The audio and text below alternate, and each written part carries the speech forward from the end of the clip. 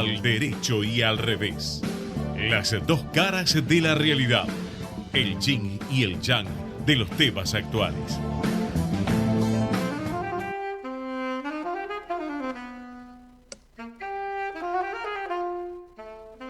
Hola, ¿cómo les va? Iniciamos el programa número, Marta.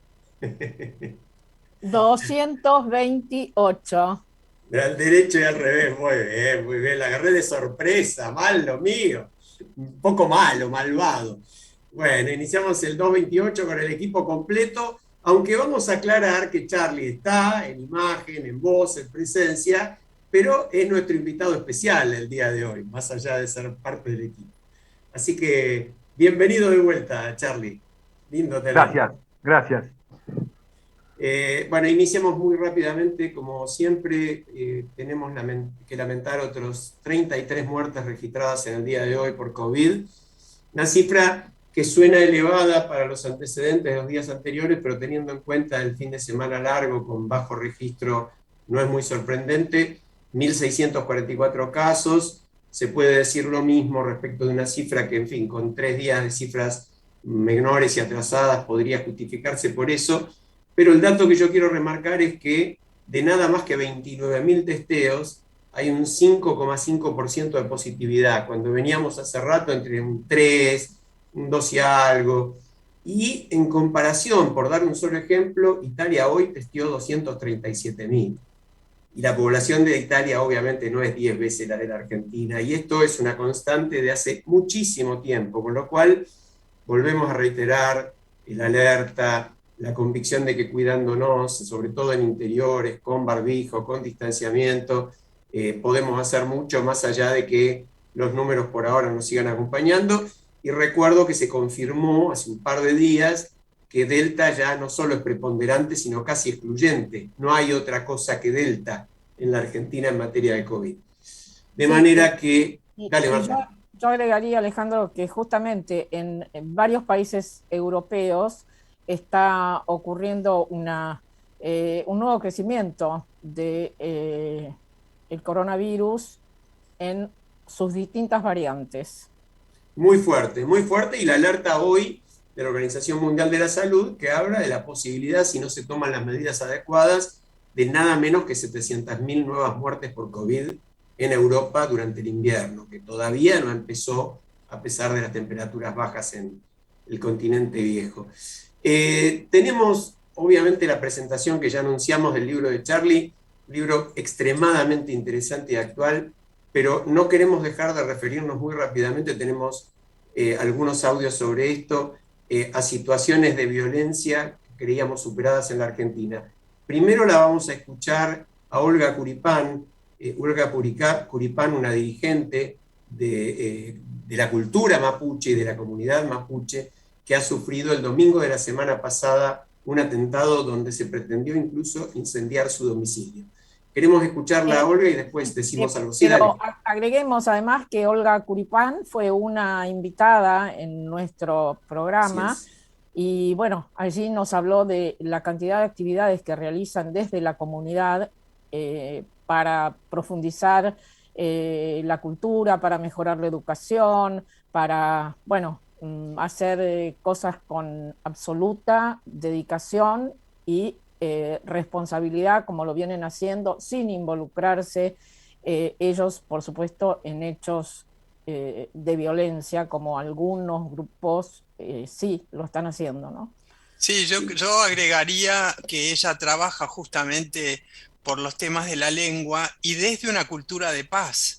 Por lo tanto, ella lo que nos transmitió en su visita a la radio, al programa, tuvo que ver justamente con esta perspectiva de la comunidad y con esta percepción del mundo de equilibrio, de armonía, no solo con la naturaleza, sino con los otros seres humanos. Sí, inclusive agreguemos que el atentado se produjo fuera totalmente de la zona donde hay disputas y conflictos actualmente.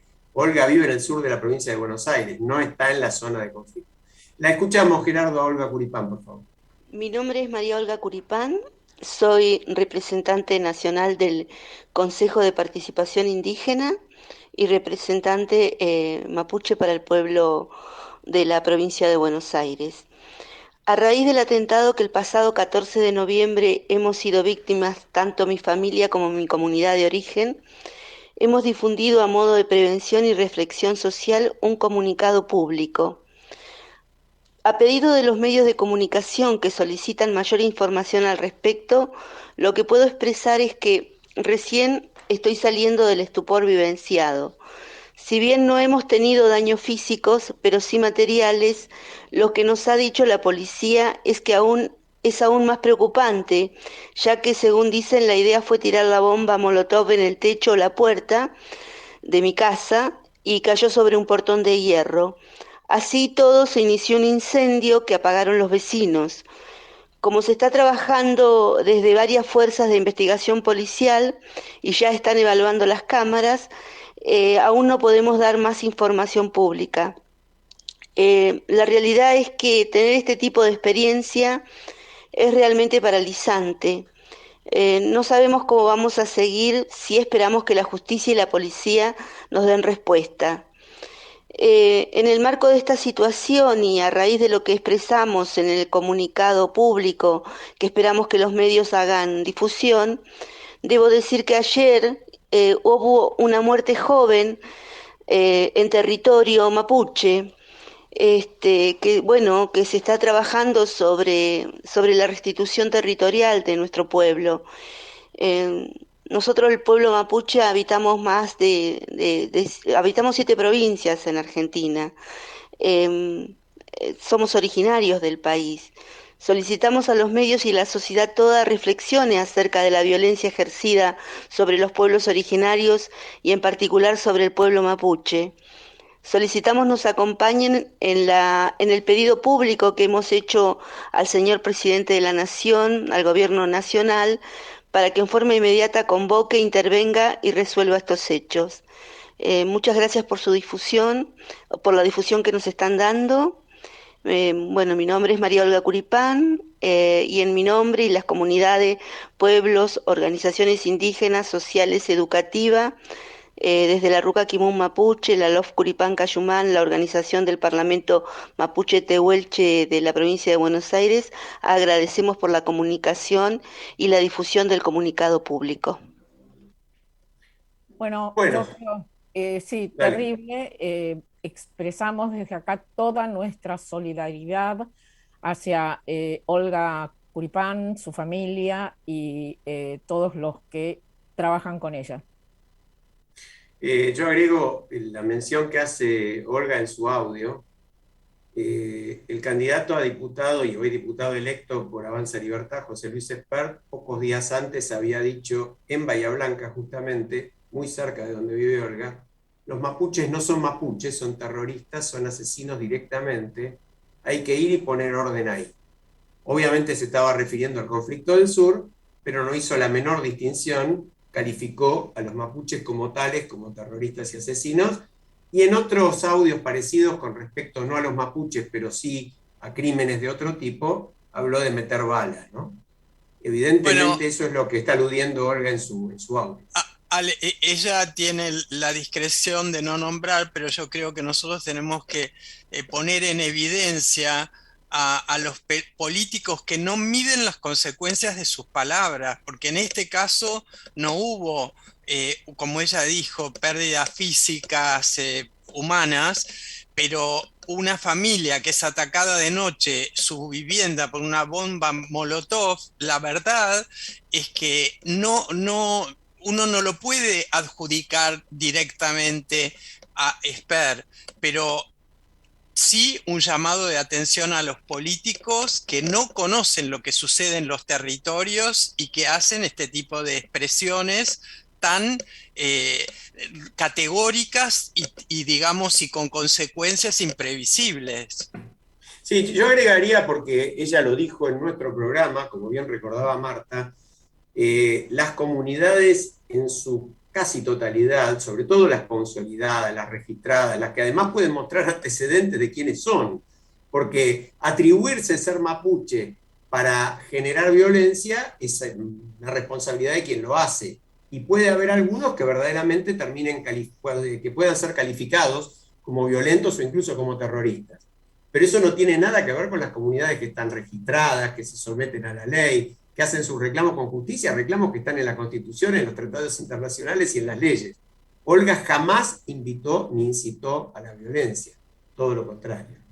Sí. Si les parece en la misma línea de hablar de hechos de violencia, me refiero, hoy hubo un episodio anoche, en realidad, casi al final del día de anoche, de violencia, un atentado al diario Clarín. Un grupo de 9 personas usó una cantidad de bombas Molotov en la entrada del diario, la sede del diario Clarín, y tenemos un audio que también vamos a escuchar de otro invitado que varias veces nos acompañó en el programa, un periodista amigo de todos nosotros, periodista de investigación, Claudio Saboya. Así que queremos escuchar el mensaje de Claudio para ver cómo estos atentados también afectan a la libertad de prensa. Gerardo. El atentado con bombas Molotov que ayer a la noche, ayer lunes, sufrió la redacción del diario Clarín, no deja de sorprenderme aún cuando las condiciones para que una cosa así ocurriera vienen dándose hace por lo menos 2 meses con cada vez más frecuencia. Vamos a separar las cosas. Primero que nada, hoy me sentí un poco confundido y no preocupado, pues desgraciadamente uno ya activa otros mecanismos como periodista ante estas cosas, pero sí detecté acá en mi familia una inquietud que en otros momentos no había, y eso ya funciona como un éxito para los atacantes. Eso es lo que uno quiere evitar. Yo estuve ayer en la redacción del diario, había poca gente porque era un día feriado, y me fui a las 8:30 de la noche más o menos. Esto fue a las 11:05. Por supuesto que si se hubiera querido cometer una acción más violenta contra alguna persona, no hubieran hecho esto, pero acá lo importante es lo que significa, más que lo que ocurrió.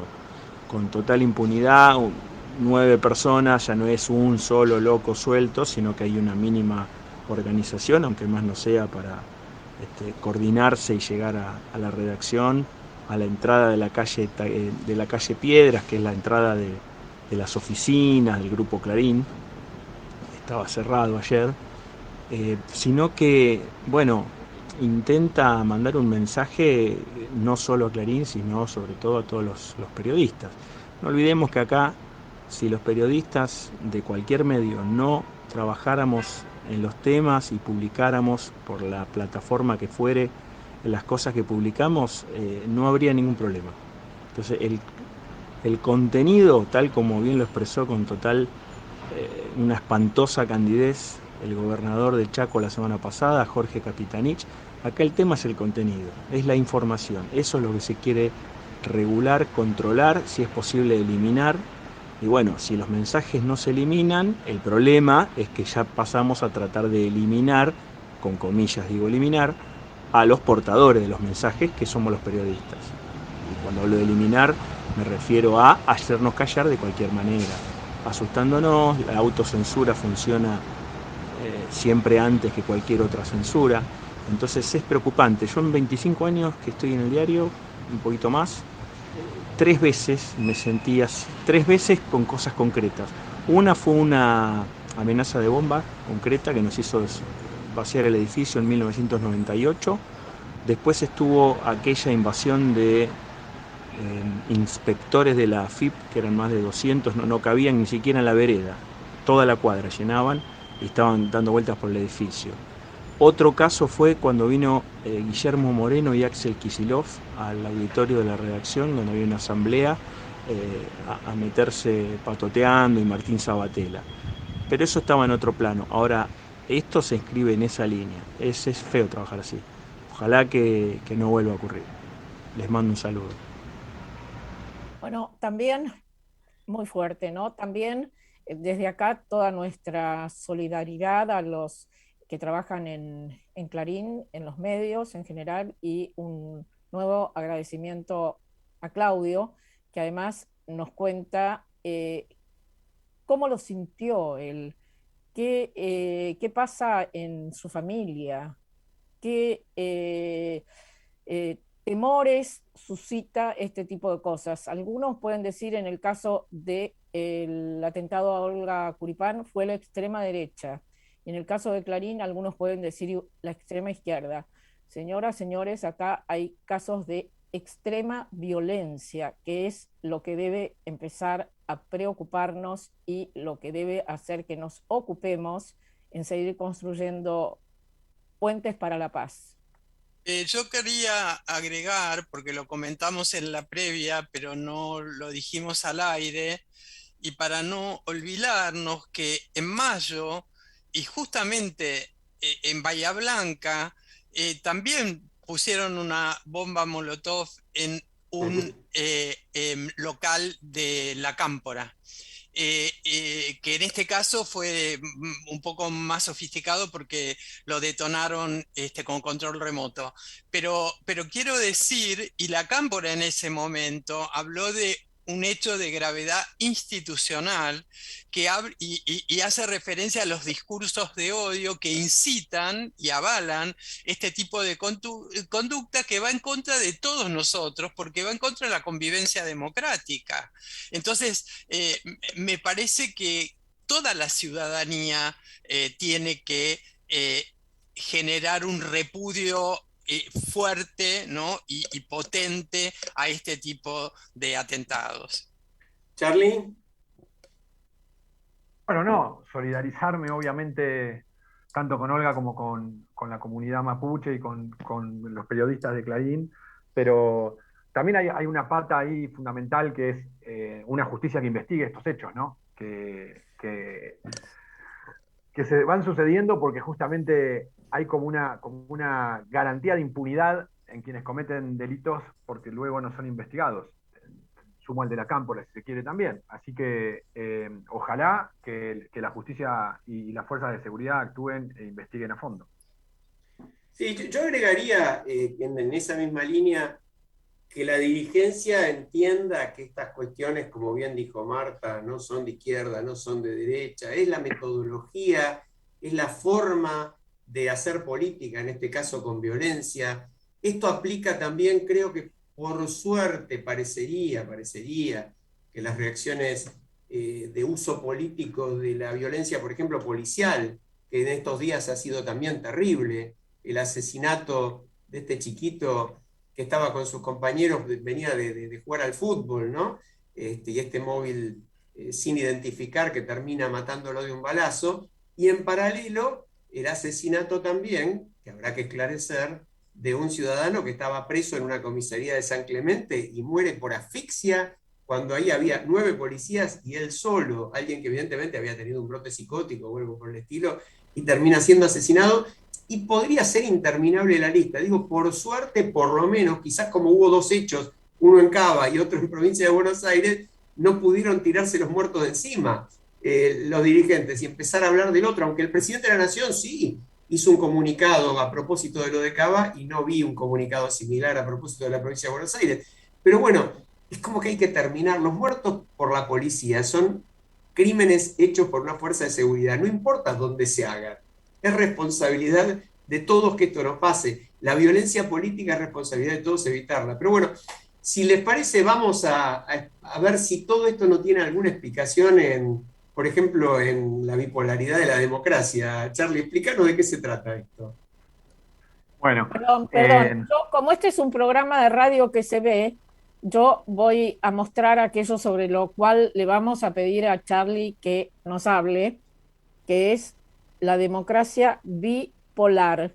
Título... Marta, no me lo maltrates al productor, teníamos todo listo para ponerlo en pantalla. Bueno, pero también para que vean que el libro está, que se puede adquirir, Charlie nos va a decir cómo, y nada, título inquietante y efectivo, fuerte si los hay, ¿no? La democracia bipolar. Y explícanos de qué se trata, Charlie, dale. Dale, a ver, el título parte de una idea que es la democracia es un sistema binario que nos permite 2 cosas: que mucha gente colabore entre sí sin conocerse, un partido político, por ejemplo, Y lo otro que permite la democracia como sistema binario es que dirimamos las diferencias de manera pacífica, todo lo contrario a lo que estábamos mostrando en la introducción del programa. Entonces, cuando esto se empieza a distorsionar, este sistema binario se convierte en un sistema bipolar que se empieza a degradar. Y lo que comentamos en el libro básicamente es unas cuantas distorsiones que encontramos al sistema democrático, no habla de ningún país en general, habla del sistema en sí mismo, y luego algunas características que entendemos que deberían generarse desde la sociedad y sobre todo desde la dirigencia para poder discutir cuáles son las innovaciones que requiere la democracia del siglo XXI. No avanzo sobre cuáles son las innovaciones, sino es un paso anterior. Cómo salir de esta grieta, cómo salir del cortoplacismo y poder pensar esas innovaciones que requiere la democracia del siglo XXI en función de las distorsiones que se plantean en la primera parte del libro. Ok, pero en esa línea, porque hay cosas muy fuertes, ¿no? Yo creo, además de que Charlie escribe muy bien y es sumamente didáctico, pero este planteo de que la democracia en el mundo, salvo excepciones, tiene enfermo el cuerpo, anulada la mente y vacía el alma. Y uno dice, qué lindas metáforas. Sí, las metáforas son lindas, pero el contenido es tremendo y vale la pena repetirlo. Enfermo el cuerpo, anulada la mente y vacía el alma. Yo creo que estaría bueno que desarrolles un poquito el concepto, Sí, Charlie. yo también quiero hacer referencia a esa frase. Después lo vamos a dejar hablar a Charlie y preguntarle más cosas, pero justamente respecto de lo que vos decís, uno de los aciertos me parece esta comparación de la democracia actual con un cuerpo enfermo. Y nosotros somos parte de ese cuerpo. Nosotros somos parte de ese cuerpo. Por eso debemos tomar conciencia y la bipolaridad implica, Charlie, corregime, vos también habrás estudiado el tema para esto, implica una enfermedad eh, grave, pero que tiene un tratamiento posible. Hablanos de las dos cosas. ¿Por qué la bipolaridad en la sociedad y el tratamiento que debería realizarse a esa democracia que está tan enferma, ¿no? Para Sí. Charlie, entonces yo ya también me meto, que ya que estamos, porque vos en la respuesta, vos hablás justamente que hay tres condiciones para la bipolaridad, ¿no? Naturalizar el daño, no tener definición de los problemas fundamentales y eternizar las crisis porque no las encuadras en valores. Entonces, como ¿cuál es digamos, tu diagnóstico y al mismo tiempo estos tres elementos desarrollarlos? Bueno, a ver, tienen 2 horas más o menos. No, pero Eh, te podemos dar unos 7, 8 minutos ahora y después otros 20 y pico más. No, Dale. Eh, y además el resto de los programas podemos seguir invitándote, Claro que sí. Charlie, me gustaría pedirte que vuelvas. bueno, buenísimo. No, pero podemos invitar a más gente porque en realidad la idea del libro, más allá de lo que se plantea en el libro en sí mismo, no es tener razón, sino despertar razones. Así que está buenísimo que más que preguntas hagamos como introducciones a justamente los temas que van planteando el libro, porque la idea es que cada uno lo aborde constructivamente para justamente ir encontrando esas innovaciones. Pero básicamente esa metáfora de cuerpo, mente y alma es porque justamente entendiendo a la bipolaridad como una distorsión, ¿no? Es decir, en vez de ser dos polos que se potencian, como en el sistema binario, son dos polos que disrumpen. Entonces, por eso esa necesidad de volver al equilibrio de mente, cuerpo y alma en definitiva, en lo que por lo menos para Occidente es el Estado de Derecho, ¿no? Es decir, la democracia se construye a partir del Estado de Derecho y lo que está roto justamente es eso, el marco de valores. Y sí, como bien decía Mercedes, se plantean no como condiciones para la bipolaridad, es decir, por qué se nos desalinea digamos, la mente, el cuerpo y el alma. Y bueno, son tres factores que a mí me parece fundamentales que tenemos que resolver, no solo para discutir la democracia, sino para poder convivir mucho mejor, ¿no? Que es la naturalización del daño, que es un concepto que en algún momento comentó Inés Sanguinetti, que en algún momento seguramente se sumará, y que es parte de este equipo, ¿no? Es decir, la sociedad tiene naturalizada el daño, eh, y es como que justifica, ¿no? Es decir, total, todos roban, prefiero que me robe uno, no me robe el otro. Y por otro lado se justifica también por esa necesidad de pertenecer a una tribu. Entonces, justifico del líder y la conducción cualquier cosa por necesidad de pertenecer. Entonces, la naturalización del daño, obviamente, contra lo primero que atenta es contra la calidad de los bienes públicos. Y la democracia es el primer bien público que organiza la cosmovisión que tenemos para definir un país. Lo segundo es la falta de condiciones para definir el problema. Nos cuesta muchísimo definir los problemas. Hay sobrediagnósticos sobre todos los problemas, pero nunca decimos, bueno, abordemos este problema y arranquemos por acá. Entonces, ponemos en un mismo plano todos los problemas y en definitiva no terminamos resolviendo ninguno. Y lo último es la gestión de rupturas sin marco ético, ¿no? Es decir, irrumpe, por ejemplo, la tecnología, pero no le damos un marco ético. Entonces ahora estamos usando la tecnología para perfeccionar, profundizar el espionaje. Entonces, el problema no es la tecnología, el problema es la falta de un marco ético para poder encuadrar la tecnología. Entonces, naturalización del daño, falta de definición de un problema y rupturas sin marco ético, claramente son tres ejes que terminan distorsionando el sistema binario y convirtiéndolo en una democracia bipolar. Cuando vos decís ruptura de marco ético, yo pienso, por ejemplo, en el gigantesco poder de las redes sociales que prácticamente no están sometidas a ningún control y pueden implicar en materia democrática la manipulación de las elecciones, como ha pasado en Estados Unidos y en otros lugares, ¿no? ¿Vos te referís a algo parecido?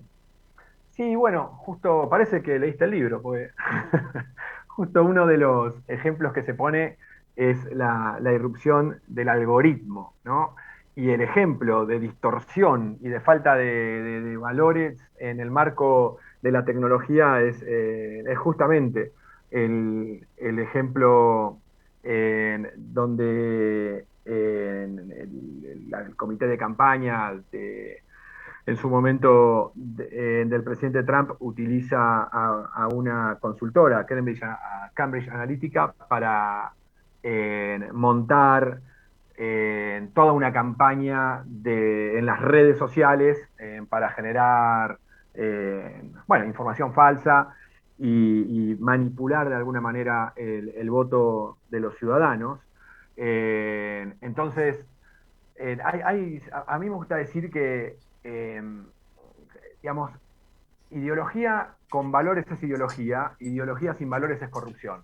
Bueno, acá sería más o menos lo mismo, ¿no? Es decir, tecnología con valores es progreso, tecnología sin valores es corrupción. Y lamentablemente, como bien decís, como la tecnología avanza mucho más rápido que el Estado Social de Derecho, muchas veces ni siquiera hay un marco regulatorio que permita encuadrar, encasillar a las prácticas y al uso de la tecnología, sobre todo sobre el sistema democrático y el impacto en el sistema democrático, y eso genera un gran vacío que me parece que los gobiernos van a tener que empezar a operar rápidamente, ¿no? Porque está esta consultora avanzando sobre el sistema democrático, pero también tenemos un montón de empresas lucrando por fuera de las normas de los países, ¿no?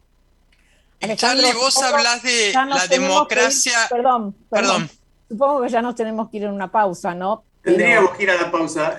Hace Mercedes la última y vamos a la pausa. Dale. Sí, que vos hablaste en el texto de la democracia como proyecto moral y en algún otro momento haces una diferencia con la ética y que me gustaría que dijeras cuáles son algunas de las ideas relacionadas con este tema. Bueno, ¿quieren que lo haga ahora o después de la pausa? Nos vamos a la pausa. Bárbaro, nos vamos a la pausa y la contestás cuando venimos. Ya volvemos. Desde Buenos Aires, transmite LRI 224, AM 1220, Ecomedios. Ecomedios y los números de la suerte con los resultados de las quinielas recién sorteadas, nacional y provincia. En Ciudad, a la cabeza, 7.562, 7562. En la provincia, 3.042, 3042. Auspiciado por esta obrita que te voy a recomendar. La Espera Trágica, de Eduardo Pavlovsky, con la dirección de Ruth Nowens, el sábado 27 a las 18:30 y el domingo 28 a las 17 horas. ¿Dónde? En el Teatro de la Fábula, Agüero 440. Con estas presentaciones decimos que estamos con ustedes con el final del día de hoy, porque esta noche no hay quinielas, hay fútbol, juega Vélez. Por lo tanto, mañana en la primera, después de la primera, nos encontramos en AM 1220 Ecomedios. Hasta entonces. Vamos la radio, somos tu voz. Vamos con Eco, siempre la verdad y la mejor información. El mejor gimnasio te espera. Elegí las clases que quieras. En Unfit vamos a cuidarte. En Unfit venimos a encontrarte. Informate en ecomedios.com. Seguinos en Facebook, Ecomedios Live.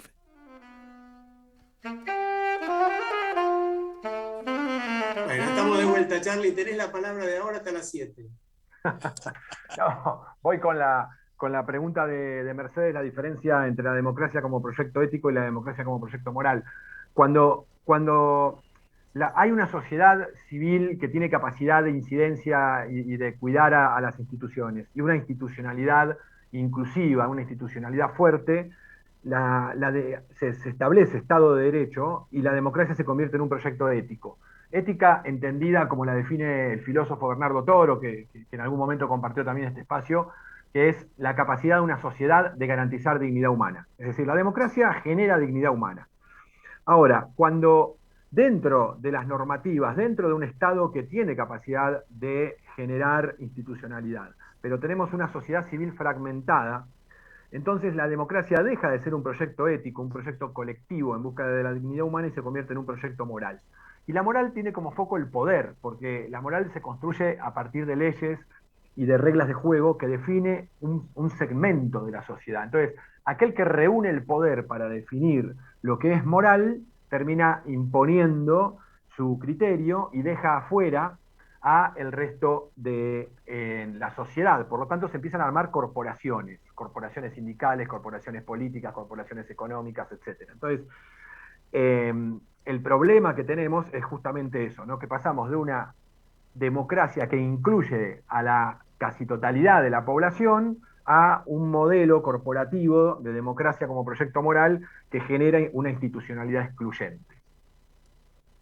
Buenísimo. Sí, Buenísimo. Perfecto, Charlie, perfecto. Yo, mientras vos hablabas, recordaba un libro de dos politólogos norteamericanos, Brueggen, uno, y el otro Gardels, que publicaron hace un tiempo un libro que se llama Gobernanza inteligente para el siglo XXI. Y justamente allí hay una cantidad de datos y observaciones en relación a esto que vos decís, el desarrollo de la tecnología, pero también el mal uso de la tecnología. He revisado ese libro no hace mucho, y a pesar de que fue un avance en la interpretación de la democracia, ha quedado ya desactualizado. Esto nos habla de la importancia de reconocer la velocidad, la incertidumbre, el estado de ambigüedad y complejidad que esta era exponencial que estamos transitando impone. Y esto tiene que ser estudiado, analizado, resuelto por aquellos que pretenden construir un proyecto político, dirigir un país, etcétera, ¿no? Y además el rol fundamental que ahora me gustaría que hables sobre eso, Charlie, el rol de la sociedad civil.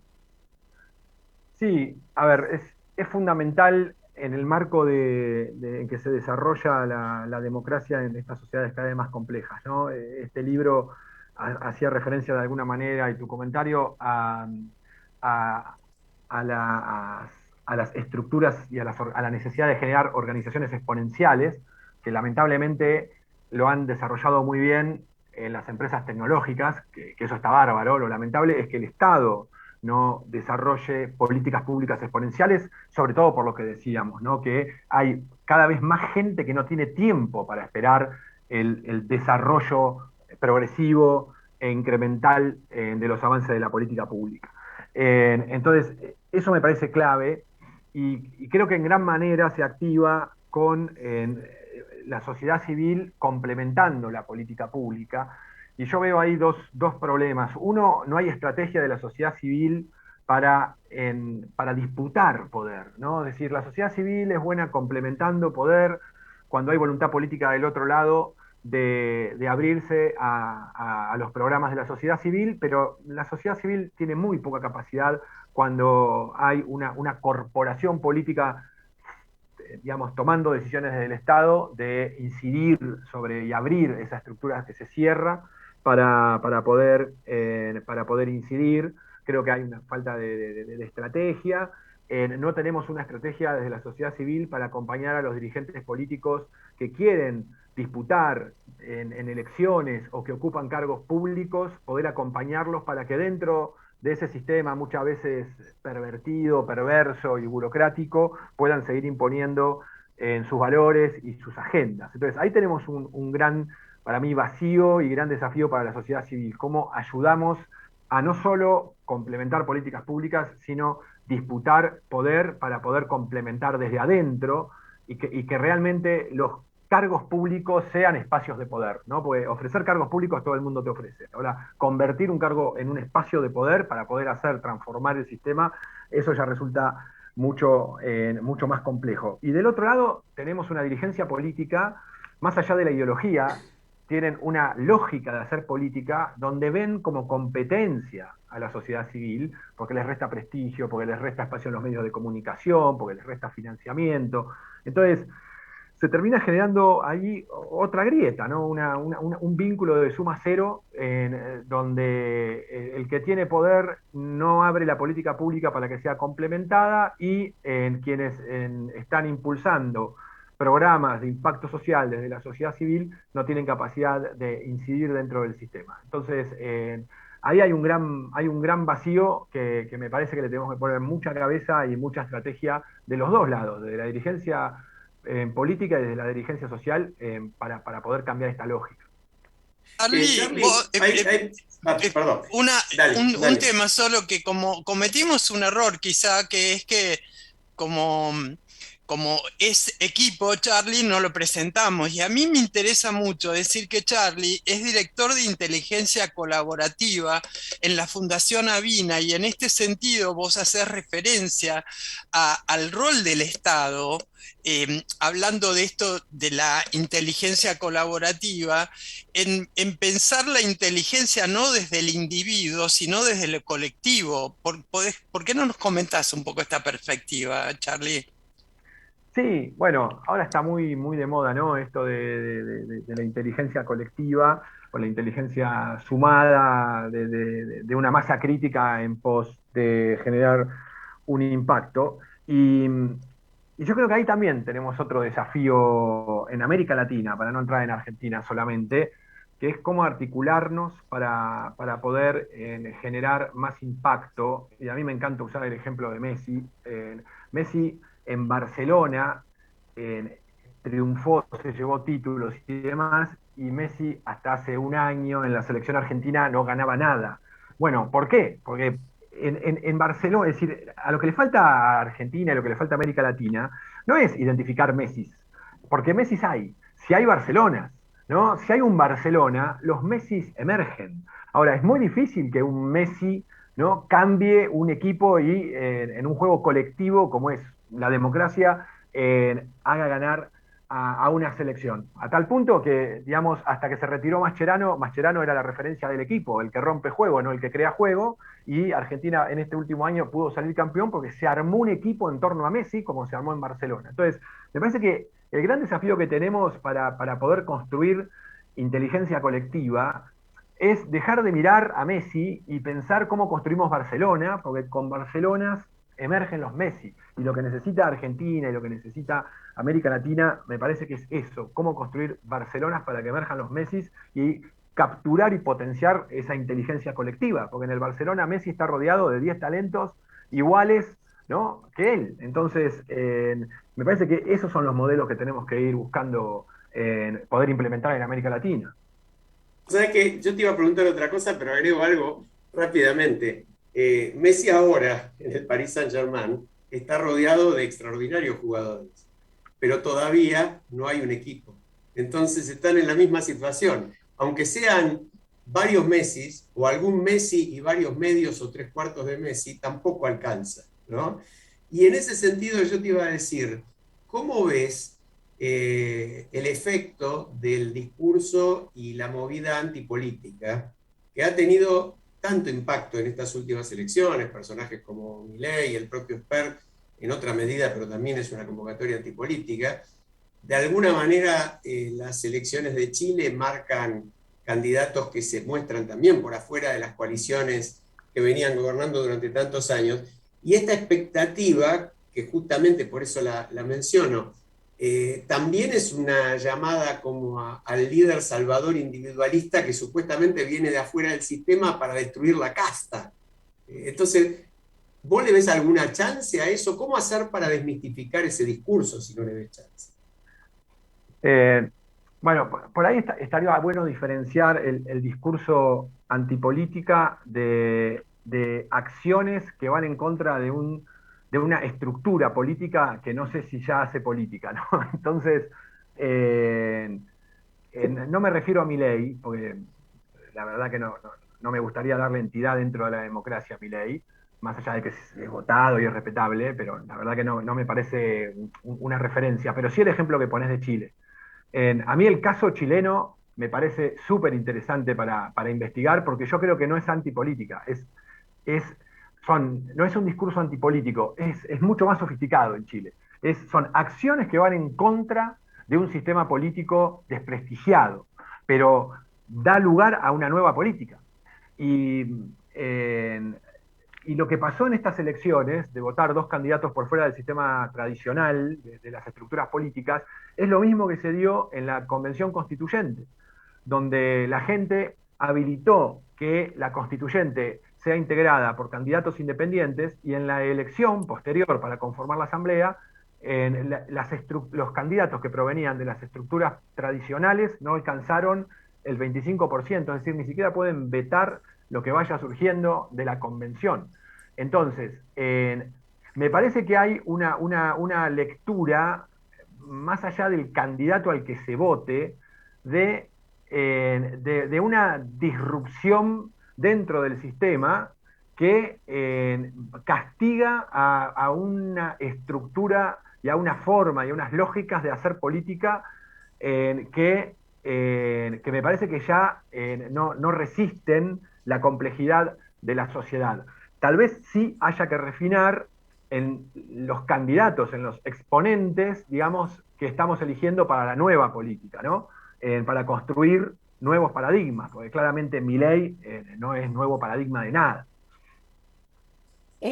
Yo quiero seguir con el tema de la inteligencia colectiva, que me parece muy interesante y por supuesto también está vinculado a esto que acabas de mencionar, y después, bueno, en otro momento del programa también vamos a profundizar el tema de Chile, pero en relación a la inteligencia colectiva, yo he visitado Nueva Zelanda en un par de oportunidades, incluso estudiando allí cómo funcionan las instituciones, y escribí en su momento un artículo que es Nueva Zelanda, un país inteligente, y me preguntaba en ese caso, ¿un país es inteligente cuando se suma la inteligencia de todos sus habitantes, no, eso sería un disparate. Un país es inteligente cuando sabe organizar sus instituciones, es decir, las reglas de juego que posibilitan ir acrecentando el bienestar de la sociedad en su conjunto. Sí, totalmente. Y ya que pusiste de ejemplo Nueva Zelanda, vos sabés que Nueva Zelanda fue el primer país que instauró el voto femenino en 1893. Exacto. Tal cual. Así que es inteligente hace rato. Entonces, sí, claramente, porque yo creo que hay un tema que es que uno cuando, es decir, la inteligencia no es algo innato, ¿no? Es decir, cuando mi mamá me decía que yo era inteligente, era como se arrogaba el mérito de haberme parido inteligente.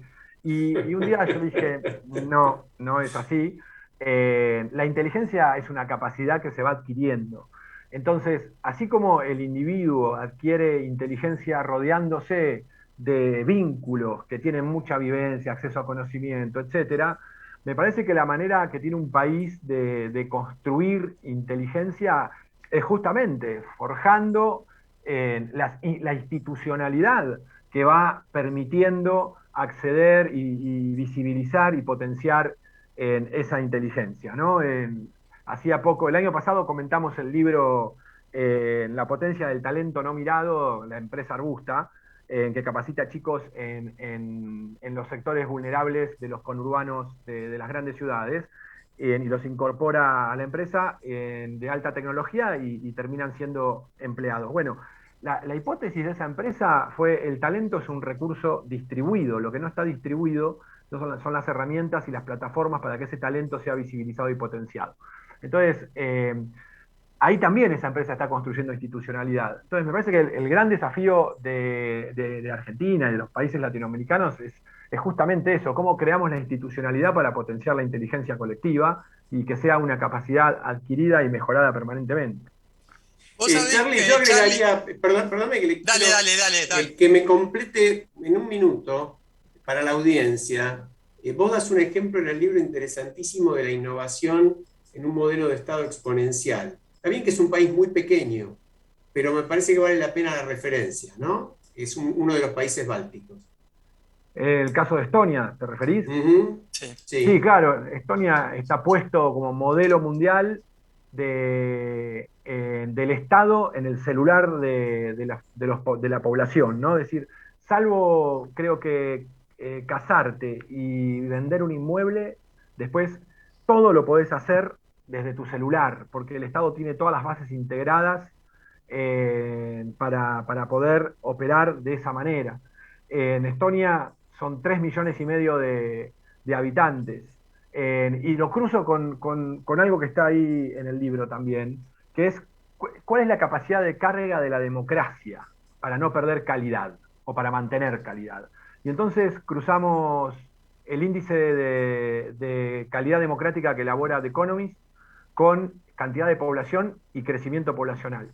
Bueno, de los 10 países mejores rankeados, solamente 2 superan los 10 millones de habitantes. Y de los primeros 5, ninguno supera los 10 millones de habitantes. Y todos tienen crecimiento poblacional medio y bajo. Entonces, ¿cuál es la capacidad de carga del sistema democrático para no perder calidad, ¿no?, en la construcción de bienes públicos? Eso me parece que es una discusión bien interesante, porque por lo general es un dato que se obvia, ¿no? El crecimiento poblacional, la cantidad de pobladores, parece que es lo mismo, ¿no? Pensar para un país de 1.100 millones que para un país de 3 millones. Muy de acuerdo, Charlie. Y en esa línea iba el comentario relacionado con lo que los japoneses llaman B larga A, que traducido sería como espacio habilitante, que no es solo presencial o virtual, sino que es una mezcla y que tiene que ver también con los valores y con compartir la cultura, es decir, espacios que te habiliten a desarrollar tu talento, espacios que te habiliten al trabajo colectivo, espacios que te habiliten a la creatividad, y ellos hacen todo un proceso de gestión del conocimiento que es colectivo. Es increíble eso, y vos en el texto lo ponés permanentemente y también atribuís al Estado y a la sociedad civil un rol fundamental en habilitar espacios para que esto se produzca. Acabás de nombrar también ¿no? La potencia del talento no mirado, el libro este de Arbusta, que es una Yo experiencia increíble. agregaría, y después Charlie nos puede opinar al respecto, que indefectiblemente vamos llegando al tema de la educación. ¿Qué pasa con la educación en estos países? Porque una cosa es estar informado y otra cosa es poder tener un juicio público que tiene que ver con cómo interrelacionamos todos los elementos, cómo hacemos que comunitariamente se puedan expresar las distintas posibilidades de crecimiento y hacerlo, ¿no? Sí, sí, es clave porque a mí me parece que el sistema educativo y la educación es una de las cosmovisiones para un país que le permiten organizar el futuro. La ley 1420 de educación pública, gratuita, laica, universal, construyó la clase media argentina. Entonces, la clase media argentina, más que clase media económica, era una clase media de acceso a oportunidades a través del sistema educativo. No sé, en mi casa por ahí no había para comer a fin de mes, pero había una biblioteca.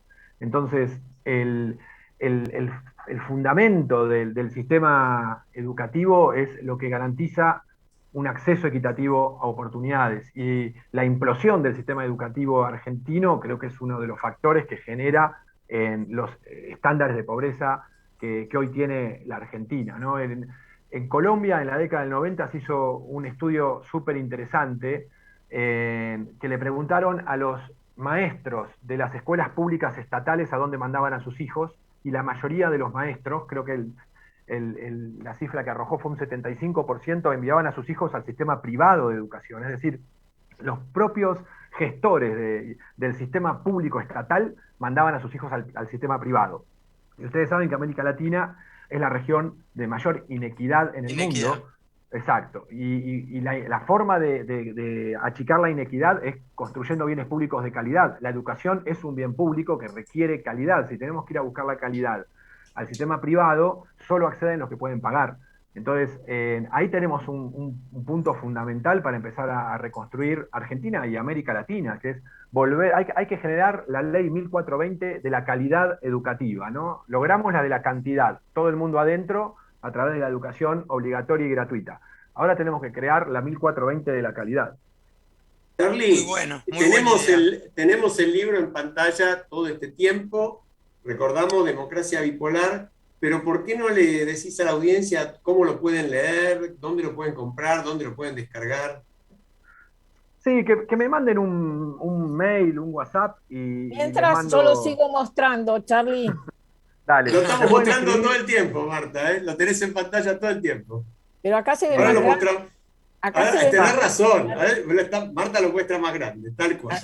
Más grande y más lindo, porque esa edición es más linda. No sé de dónde la sacás. Lo que abunda en el sitio de Fundación Avina se puede descargar, ¿verdad?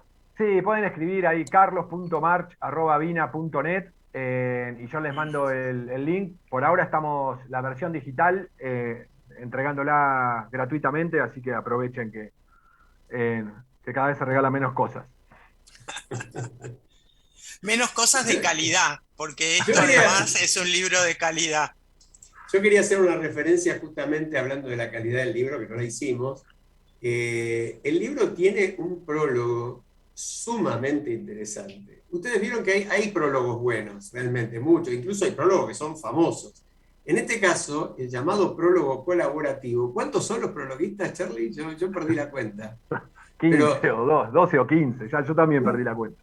Sí, un montonazo de gente tan capaz y tan valiosa como Marta Ollanarte, por ejemplo, o como Inés Sanguinetti, que evidentemente no, estaba tan comprometida con su ayuda en Jujuy que no debe haber podido llegar, pero realmente me parece que es muy, muy valioso. Y yo quería hacer una pequeñísima mención. Todos los prólogos me encantaron, cada uno tiene su punto de vista. Es un prólogo que no habla del libro, sino que habla en torno al libro, ¿no? Me Además, encantó cuando... yo dije en su momento a Charlie cuando tuve el privilegio de ser invitada para escribir uno de los prólogos, que ese prólogo colaborativo que él sugería, implicaba una multitud, ¿no? Qué bueno. Bueno, nos tenemos, como siempre, estamos pasados de tiempo y al noticiero tenemos que ir en punto. Pero, Charlie, repetí la dirección de mail para que te la pidan, el link. Sí, carlos.march@avina.net. Bárbaro. Bueno, volvemos en un par de minutos después del noticiero. Gerardo, vamos a la pausa. Desde Buenos Aires, transmite LRI 224, AM 1220, Ecomedios. Econoticias. Toda la información al instante. Muchas gracias. 19 horas en la República Argentina. En la ciudad de Buenos Aires, cuando cae la tarde, ya tenemos una humedad del 44% y la temperatura en estos momentos es de 23 grados. Hipótesis: creen que un extranjero integra el grupo que protagonizó el ataque contra la sede del diario Clarín. Fue recuperada una huella digital en una bomba molotov arrojada. No está registrada en las bases del RENAPER y de los antecedentes criminales. Por eso los investigadores hablan de un sospechoso de otro país. Se especula con la pertenencia a grupos anarquistas. La justicia, por su parte, le dio intervención a la unidad antiterrorista para que investigue qué fue lo que sucedió. Además, el presidente Alberto Fernández se ha mostrado interesado para que rápidamente se esclarezca este hecho. Hay muchos alemanes y muchos europeos reacios a vacunarse contra el COVID-19. En pleno crecimiento de casos, los analistas apuntan a la falta de confianza en los consejos de salud pública y a la difusión viral de información errónea.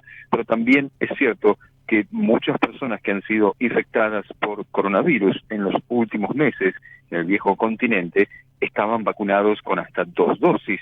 Esto está trayendo una mayor desconfianza hacia la efectividad de las vacunas y por otros motivos también se está notando que hay una ausencia de la cantidad de gente que concurre a los vacunatorios por temor a efectos adversos.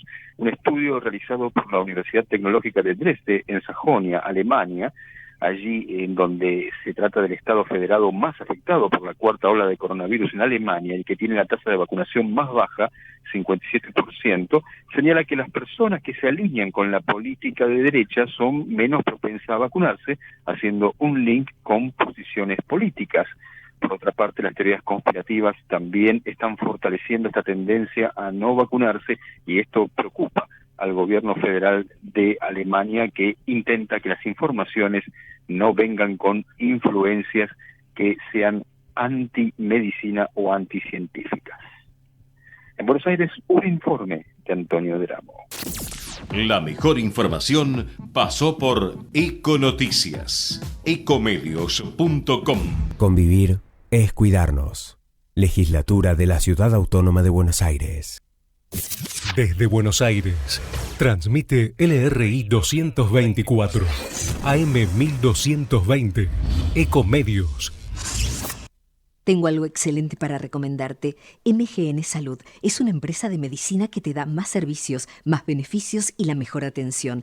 Anota, llama a MGN Salud al 4629-3351. Podés asociarte ahora y aprovechar tus aportes. Llama al 4629-3351 y asociate a MGN Salud. MGN Salud llegó para cuidarte. Superintendencia de Servicios de Salud, www.sssalud.gov.ar, 0800-222-72583. RENEM, número 117924. La Cámara de Comercio Italiana en Argentina ha creado la categoría de socio digital para que desde la distancia las empresas pymes y profesionales puedan acceder a oportunidades comerciales, cursos online y asesoramiento gratuito en comercio exterior, economía, créditos y legales.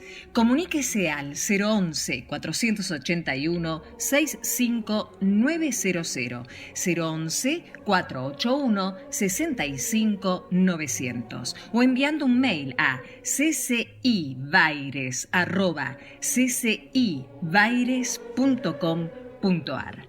Asóciese, los esperamos. Informate en ecomedios.com.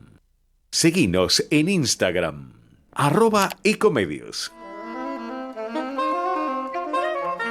Bueno, aquí estamos de vuelta. Decíamos que realmente el libro de Charlie es imperdible. El que lo quiera pide el link. Aprovechen el regalito que no va a durar demasiado en este momento en que solamente se regalan alguna que otra cosa para las elecciones y con motivos bastante claros. Bueno, pero además decíamos, Charlie hace... ¿Es mejor haciendo asados o escribiendo libros, Marta? ¿Qué pensás vos? Bueno, él mismo respondió y yo puedo repetirlo al aire. Asado hace mucho tiempo y a escribir aprendió hace poco. No estoy de acuerdo, Hace mucho que escribe. Es más, yo desde que lo conozco, mis primeros libros sirvieron para hacer asado. Pero lo que no hay ninguna duda es que es un genio de los fuegos, como dice Malman, ¿no? Es una maravilla. Además no sé en la rapidez que lo hace, porque el fuego necesita tiempo, pero uno llega, él empieza el fuego y ahí, ¡pum!, está el asado. Así que es fantástico. Es buenísimo Sí, el punto. Mirá, el otro día, con el asado de fin de año de la radio, que vamos a decir, realmente era extraordinario, yo me sorprendí por eso. Digo, el fuego todavía no puso ni la carne. Y el tipo, una vez que tenía el fueguito hecho, a los, no sé, unos minutos y estábamos comiendo esa delicia. Sí, bueno, fantástico. Es importante también que cuentes, Alejandro, que contemos a nuestra audiencia que lo tuvimos en vivo y en directo, presente, sentado a nuestro lado, a nuestro corresponsal en Estados Unidos, a Marcelo de Jesús, que ahora lo vamos a escuchar en un ratito y que nos va a contar dónde está en este momento. En realidad lo tuvimos a Marcelo nada más que para demostrar que era un corresponsal trucho, que no estaba en Washington sino en la Argentina. Yo quiero agregar algo. Veo que han sacado de pantalla la portada del libro de Charlie. Quiere decir, Charlie, que ahora ya en este programa, en lo que resta del programa, no sos el autor de Democracia Bipolar, sino que sos nuevamente integrante del equipo de Al Derecho y al Revés. Muy bien, bienvenidos. Ahí lo volvieron a poner, ¿no? Está bien. No tenemos por qué sacarlo, puede ser el emblema del programa por un ratito. Efectivamente, como decía Marta, tenemos la columna de Marcelo, que no es esta vez desde Estados Unidos, él mismo va a decir desde dónde está, pero obviamente sí es sobre Estados Unidos. Así que lo escuchamos a Marcelo de Jesús. Hola Alejandro, Marta, Mercedes, Carlos.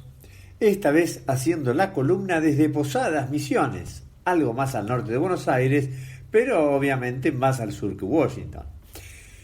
Parece incomprensible al hablar de Estados Unidos el uso de la tortura para obtener evidencia de un sospechoso.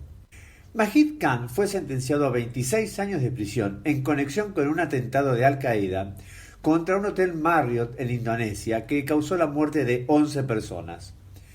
El caso se desarrolló, como en supuestos similares, ante un tribunal militar y el detenido estando en prisión en la base de Guantánamo. Pero lo que resultó llamativo es que por primera vez se discutió el uso de la tortura por el gobierno de Estados Unidos. El señor Khan era un alumno de secundaria de la ciudad de Baltimore cuando decidió unirse a Al-Qaeda como un correo. Su conexión con el atentado al Marriott fue haber llevado $50.000 para la operación, pero también fue acusado de participar en otros atentados, por ejemplo en la planificación del asesinato de un presidente de Pakistán. En las 2 horas que declaró el señor Khan, detalló las torturas brutales que padeció, incluyendo el submarino, abuso sexual y otras acciones, entre los años 2003 y 2006. Él señaló que desde que fue detenido se ofreció a colaborar, pero que ello, en lugar de ayudarlo, hizo que los interrogatorios se volvieran más brutales.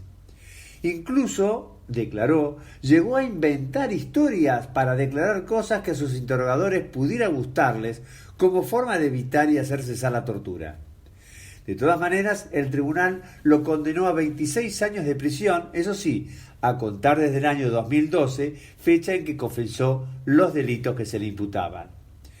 Pero lo que es llamativo es que al día siguiente de la condena, por un tribunal de 8 personas oficiales de las Fuerzas Armadas, 7 de esos jurados enviaron una nota al gobierno solicitando clemencia para el condenado dada la inmoralidad de la situación. De todas maneras, lo que los jurados no sabían en ese momento es que la Fiscalía y la Defensa habían llegado a un acuerdo para liberarlo no más allá del año 2025, es decir, a lo sumo 3 años más de prisión, dada su colaboración con el gobierno norteamericano. Lo que no parece haber en ninguno de estos casos son personas responsables acusadas por la tortura. No digo que los acusados sean inocentes de algún delito, sino que alguien debería también ser responsable de estos actos para que no vuelvan a cometerse. Los dejo hasta nuestra próxima columna.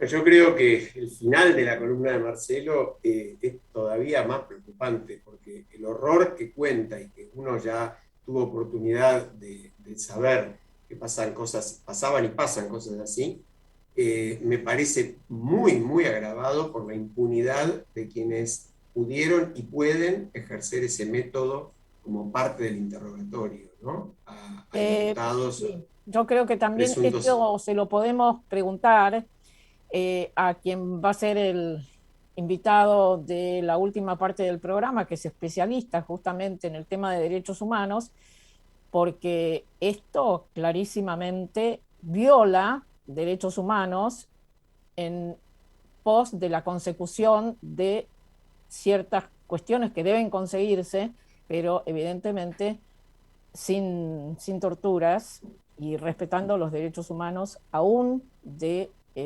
los que violan continuamente leyes y continuamente también se suman a sectores violentos, ¿no? Yo recordaba cuando lo escuchaba Marcelo a Fernando Ulloa, al doctor Fernando Ulloa, que justamente planteaba estos temas de tortura y que trabajó con familiares de desaparecidos y de gente torturada en nuestro país. Y él decía esa situación de no tener un tercero a quien apelar. Y lo que plantea Marcelo es eso, tiene que haber un tercero responsable para que no sucedan semejante disparate y cómo puedo plantear, se mantiene además un nivel de impunidad dentro del sistema. Esto que hablábamos de la violencia y la justicia necesaria, decía Charlie, ¿no? Acá también se necesita un sistema donde no se permita, no se habilite la tortura y que exista esta posibilidad de un tercero a quien apelar. Charlie. No, me estaba acordando que hace rato leí un libro justamente sobre distintos perfiles de personas violentas. Después lo voy a buscar y paso el título. Y uno de esos perfiles eran las personas que necesitaban estar dentro de una estructura, como puede ser el Estado, las fuerzas armadas o fuerzas de seguridad, para poder ejercer esa violencia que llevaban adentro, ¿no? Porque hay que encontrar gente que se dedique a torturar, ¿no?, a un semejante. ¿Qué pasa por la cabeza de esa gente también, ¿no? Y este libro describe esos perfiles y ayuda a comprender un poquitito, no a justificar obviamente, pero a entender la patología de dónde, qué los motiva, etcétera. Ahora, Charlie, justamente lo que estás diciendo me lleva a la pregunta, ¿no? ¿En manos de quién ponemos como sociedad el poder de torturar o no? Es decir, si tanto nos complica a quién elegimos para gobernar, ¿a quién decidimos que le damos la facultad para torturar? Porque ahí es donde muere la cuestión de la tortura como posibilidad en un Estado democrático. Ok, vamos a suponer que sirviera para algo, que como bien decía Marcelo en su columna, el propio, en este caso torturado, estuvo diciendo, yo confesaba cualquier cosa para que me dejen de torturar, ya no me preocupaba, Claro, que inventaba. claro. Es lógico. Y alguien totalmente comprometido, si es capaz de suicidarse en el marco de un atentado, mucho más es capaz de mentir bajo tortura, con lo cual la utilidad parece absurda. Pero ¿a quién le decimos? Ah, si usted puede torturar. Creo que ahí es donde se termina, nunca lo había pensado, pero me hiciste pensar vos, ¿no? Me da la impresión de que ahí se puede terminar un poco esta discusión tan horrible.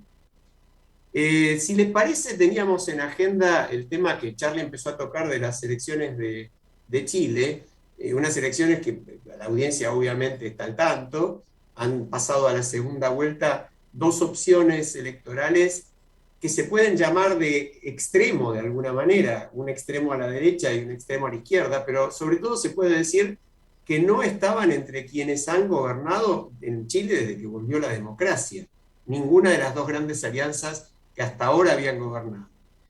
Bueno, ¿qué pensamos de esto? ¿Cómo vemos la perspectiva?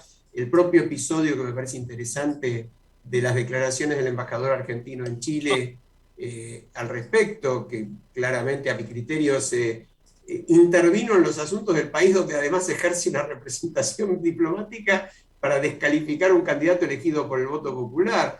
En fin, charlemos un poco de eso. Marta, adelante. Sí, bueno, acá vemos el tema de en relación a la declaración del canciller Bielsa, del embajador Bielsa en Chile, la doble vara.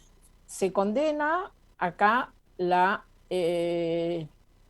injerencia de algunos sectores que pretenden que el gobierno se pronuncie en contra de dictaduras como la de Venezuela, lo que ocurrió recientemente en Nicaragua, bueno, Cuba, etcétera, pero no se condena la injerencia, en este caso, del embajador Bielsa, haciendo referencia a esto que vos decías, Alejandro, las elecciones, que fueron elecciones que se desarrollaron en un marco democrático, y bueno, que sí, que los resultados son interesantes y en algún caso preocupante puede ser, porque la de Kast es una derecha, como alguien definió, una derecha sin complejos, es decir, no tiene ningún problema en decir que hay que anular o cerrar los organismos de derechos humanos, hay que impedir la inmigración, hay que construir una zanja,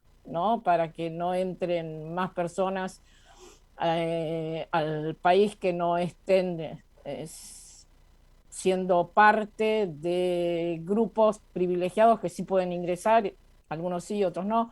Bueno, me parece que es interesante y además yo creo que las elecciones estas nos ponen quizá frente a un espejo a nosotros argentinos, ¿no? Porque si bien hay muchas diferencias, hay también muchas similitudes, porque los partidos tradicionales se hundieron, digamos, ¿no? Perdieron votos y surgen dos extremos, ¿no? Dos extremos. Nosotros en las PASO podemos decir que vimos también algo similar, pero recordemos que las PASO son, y las generales que votamos el domingo anterior, son elecciones de medio término, ¿no? Faltan 2 años y en estas elecciones de medio término vimos crecer los extremos. ¿Qué pasará en las presidenciales nuestras del 23? Yo creo que son procesos, tanto el de Chile como otros países latinoamericanos, que pueden servirnos de espejo para tratar en estos años que nos faltan de, bueno, llegar a situaciones que impliquen mayor democracia y tener cuidado con el crecimiento de los extremos. A mí, antes de escucharlo a Charlie, que me interesaría muchísimo hacerlo. Solamente una referencia que yo me quedé en shock porque consideraba que Bielsa era una figura de diplomático culto, preparado, lúcido y prudente. Y no imaginé verlo en una diplomacia militante como esta, ¿no? No entiendo todavía, estoy pensando si es que ¿qué sucedió allí? Porque no tiene absolutamente nada que ver con la secuencia de su carrera profesional, de todo lo que yo he leído y escuchado que él ha dicho en momentos muy críticos, en distintas oportunidades, dentro del país, fuera, no sé nada. Charlie, te querría escuchar sobre las elecciones en sí, más allá de este despropósito de Bielsa. Sí, sí, dos comentarios. Uno en relación a Bielsa, ¿no? Que es el problema de ideologizar vínculos. Uno puede tener su ideología, obviamente, sostenerla, incluso hasta debatir y demás, pero en la construcción de vínculos, si uno ideologiza el vínculo, terminás solo vinculado a los que piensan como vos. Si algo no puede hacer un embajador, justamente, es ideologizar un vínculo, porque primero que no es un vínculo personal. No, ¿a quién le importa lo que opina Bielsa? Y lo segundo, en términos, digo, de institucionalidad. Y lo segundo es eso, estás construyendo un vínculo entre países. Entonces, este tema de la ideologización de los vínculos me parece que es problemático, pero es absurdo en un diplomático. Y lo segundo es por ahí una mirada sobre desde dónde, digamos, qué estamos votando, ¿no? Es decir, más que a quién estamos votando, ¿qué está votando Latinoamérica? Estábamos hablando un poco ahí en la pausa, ¿no? Es decir, daría la sensación que ante la caída de los partidos políticos, que era justamente un espacio que aglutinaba gente de determinada ideología y proponía un programa para un país,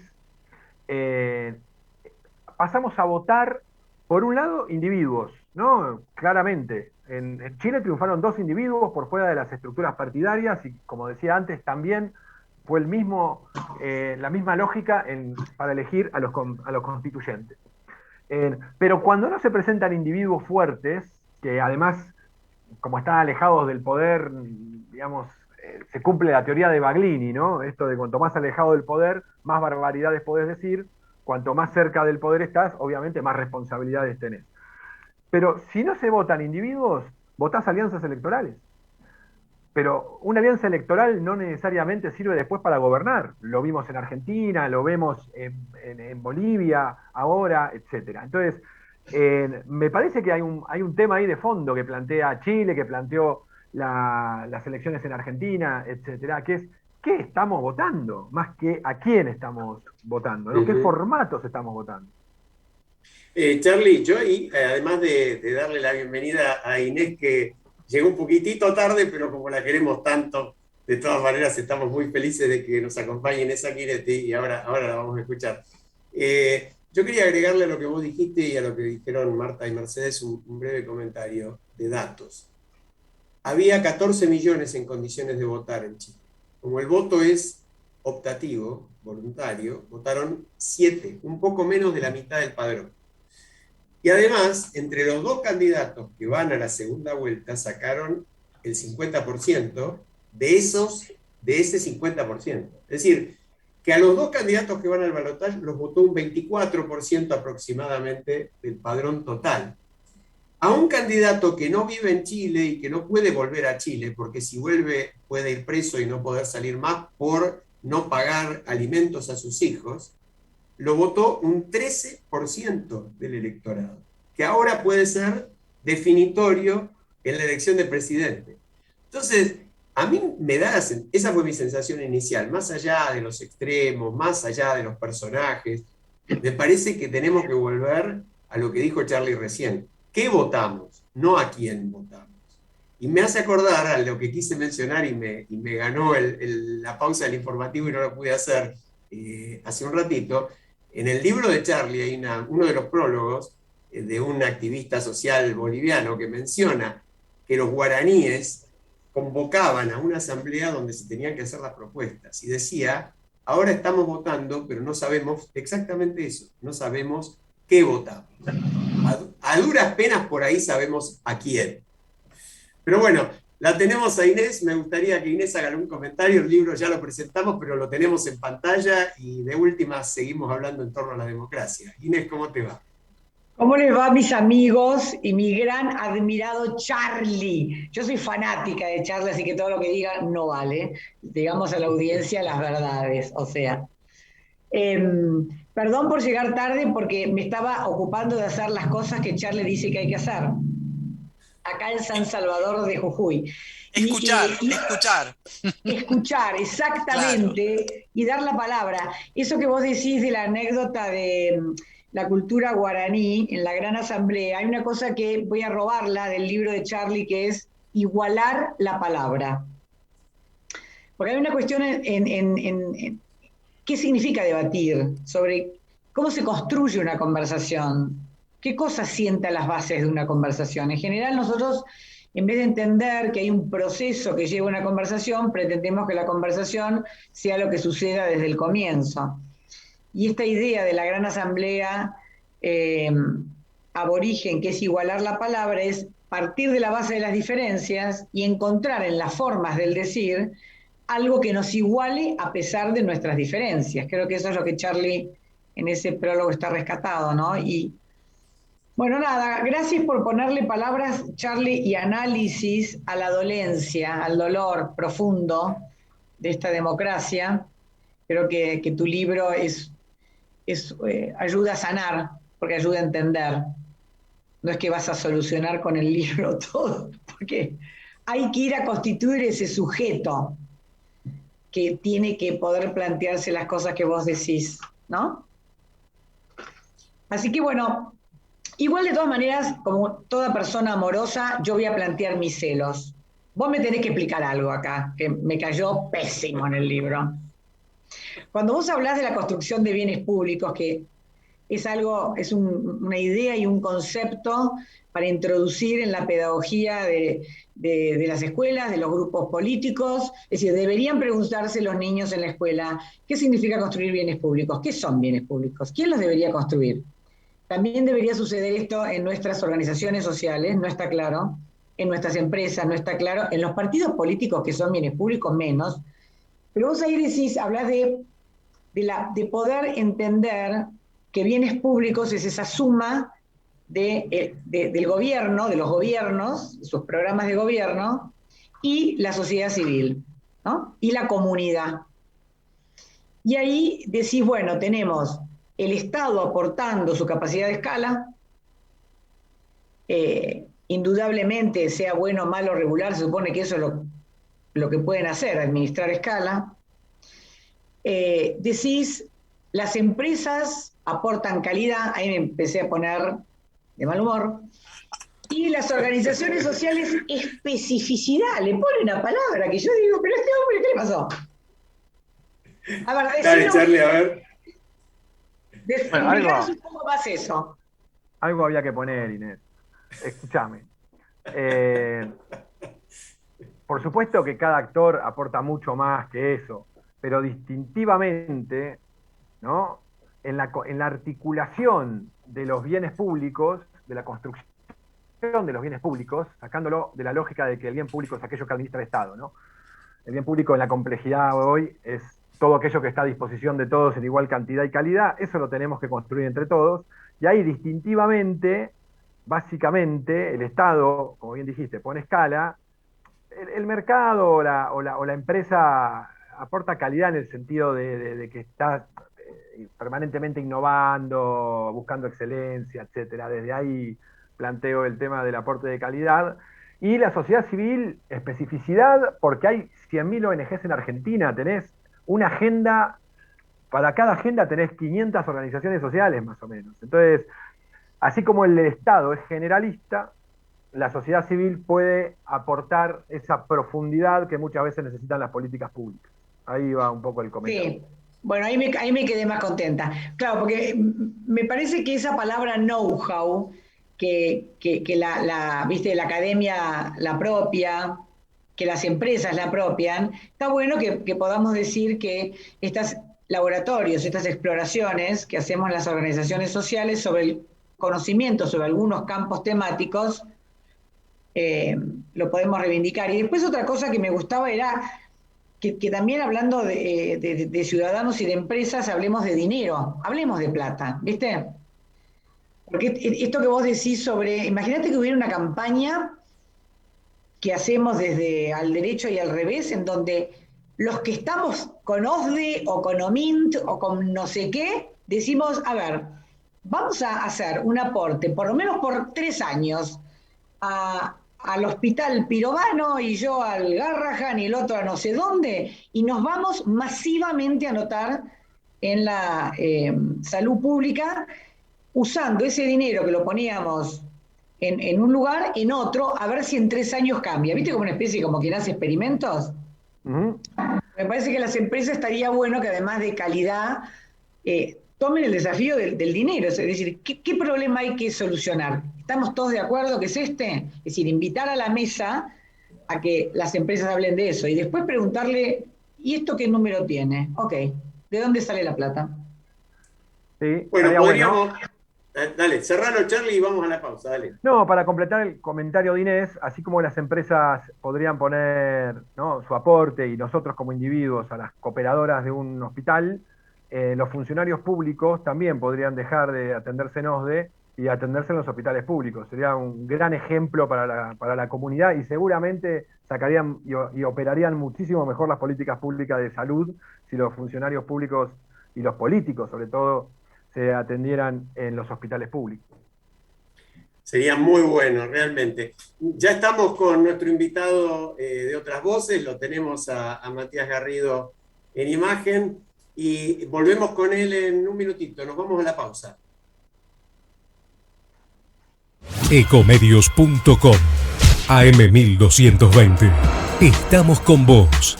Estamos en vos. Informate en ecomedios.com. Seguinos en TikTok, @ecomedios1220. Bueno, estamos de vuelta. Decíamos que tenemos a Matías Garrido. Matías es sociólogo por la Universidad de Buenos Aires, tiene su posgrado en Ciencias Políticas en la Complutense de Madrid, tiene una larga trayectoria trabajando en Amnistía Internacional, donde ocupó varios puestos. Es un hombre vinculado al tema de derechos humanos y actualmente vive y trabaja en Uruguay, donde es consultor de la Organización Mundial de la Salud y en proyectos sociales y de formación. Matías, ¿cómo te va? Hola. Perdón. Hola Matías, bienvenido, pero te olvidaste de recalcar que es sociólogo. No, lo dije al principio. Ah, pero bueno, tenés que recalcarlo, no se puede. Ser sociólogo no, sí, no es lo mismo. Ese es el problema. Hay que recalcar. Es el problema de tener una directiva del Colegio de Sociólogos en el programa. ¿Qué tal, Matías? Te saludábamos. ¿Cómo andás? Bien, muy bien. Gracias por esta entrevista y me hiciste acordar, Mercedes, que un profesor, un catedrático de la UBA, donde hice mi carrera, decía, ¿qué es ser sociólogo? Decía, ser sociólogo es quien hace sociología. Claro. Y un poco este proyecto del que vamos a hablar, porque tiene que ver mucho con la teoría y con la práctica, es decir, con formarse permanentemente, con instruirse, con adquirir herramientas teóricas, conceptuales, necesarias, lógicamente, pero también con un recorrido práctico, porque bueno, el conocimiento sin la práctica carece un poco de sentido. Excelente. Matías, háblanos de esta declaración de los derechos, la Declaración Universal de los Derechos Humanos ilustrada. Uno dice, bueno, se habrán hecho versiones ilustradas, pero esto es algo que realmente sale mucho de lo común. Los que tuvimos la oportunidad de verlo, decíamos en la previa, era algo más bien para pasarlo como un video que para explicarlo. Pero contanos un poquito cómo fue la idea, de qué se trata.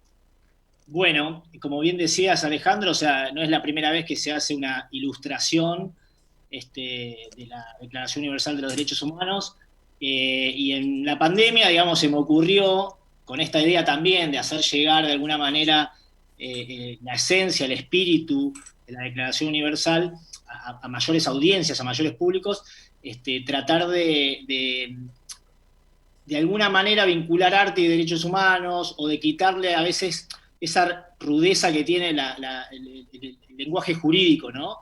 sobre la normativa, las disposiciones, los principios, y me pareció que a través del arte, los Matías, dibujos... ojo, que acá somos dos abogados, Alejandro y yo, ojo con hablar mal del lenguaje jurídico. Por mí podés hablar todo lo mal que quieras, me encanta, me sube. Sí, pero ¿sabés qué pasa? Que tenemos 3 sociólogos en el programa y Charlie, que casi diría que le tenemos que dar el honoris causa como sociólogo, porque es justamente alguien que reflexiona permanentemente sobre la práctica, va a territorio y después escribe un libro, por ejemplo. O sea que casi que le tenemos que dar el título también. No, pero me refería a veces que la norma, como está escrita, a veces como distancia a ciertos públicos, ¿no? Por la dificultad, digamos, y por la precisión. Entonces, bueno, siempre el arte, siempre la imagen, siempre el dibujo permite, digamos, acceder también a otros públicos, permite, digamos, también manifestarse de otras formas y de explicarse de otra manera.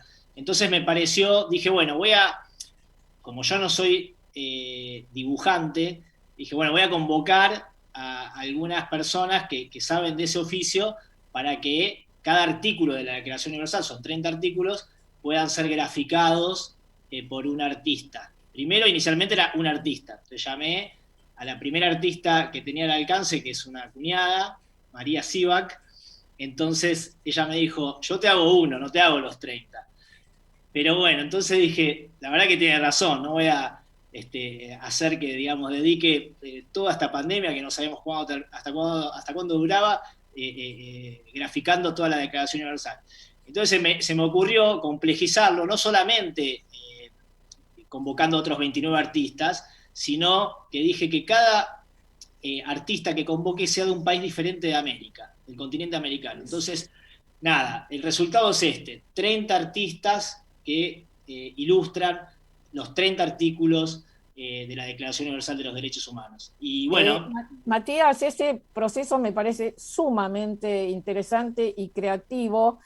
Y contanos cómo respondieron los artistas, pero también decinos si a cada artista se le pedía que dibujara un derecho que vos sugerías o ellos elegían cuál dibujar. Bueno. Con la aclaración, Matías, de que está, como lo podés ver, aunque de acá lo vemos chiquito en el Zoom, pero está en imagen justamente la primera imagen de la declaración, que después queremos ir pasando algunas, no sé si vos las podés ver de ahí, imagino que no va a ser fácil, pero sería bueno contarle a la audiencia. Sí, claro que sí, esa es la portada. A todo esto hay una persona que también es clave en todo este proceso, que es Julián Canepa, que es quien maquetó y quien editó y quien diseñó, digamos, toda esta publicación digital, porque si no, no hubiese tenido, digamos, ni la forma ni el alcance que ha tenido, y ahora después voy a explicar eso. Pero bueno, como decía Marta, cómo fue convocar o cómo fue llegar a los diferentes artistas y si ellos pudieron o no elegir. Bueno, primero que fue un poco complejo, un poco artesanal también, ¿no? O sea, primero fui llamando a algunas personas que conocía de otros países y le dije, che, ¿conocés a algún artista, algún ilustrador, algún diseñador que le pueda interesar graficar, ilustrar alguno de los derechos de la declaración?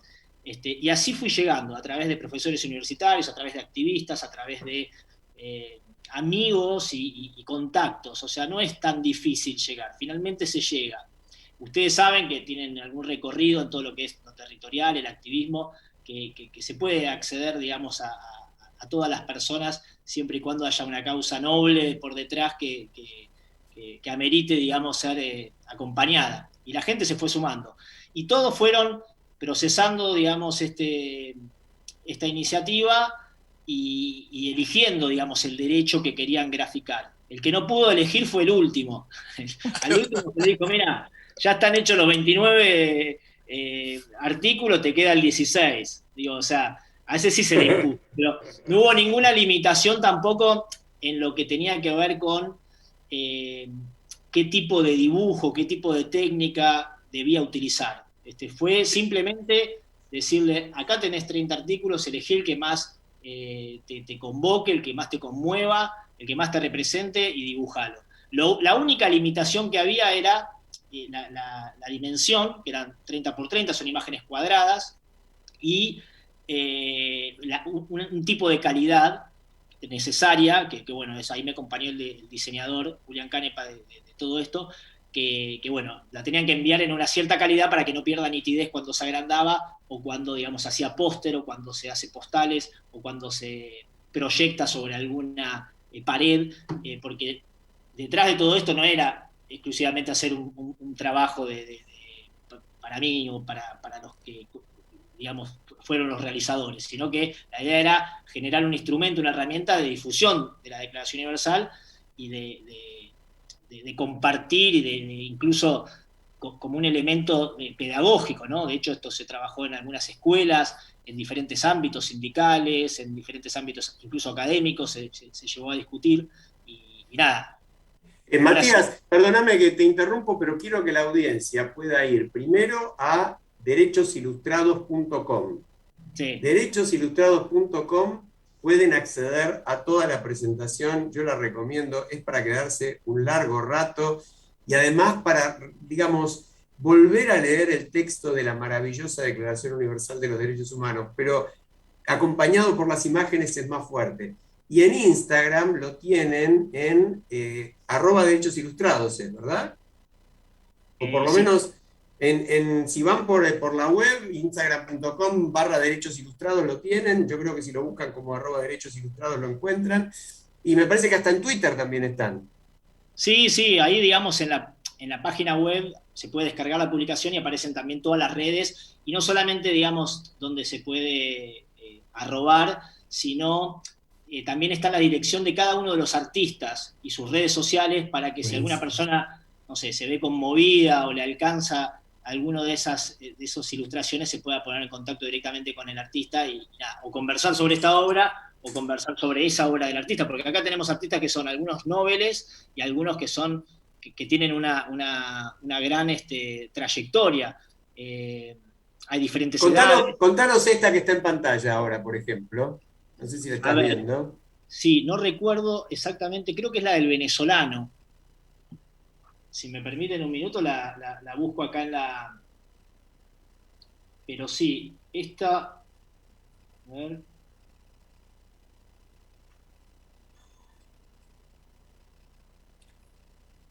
Sí, yo creo, esta es la imagen que acompaña el artículo 6. Sí, efectivamente está hecha por Lucas García París, ¿no?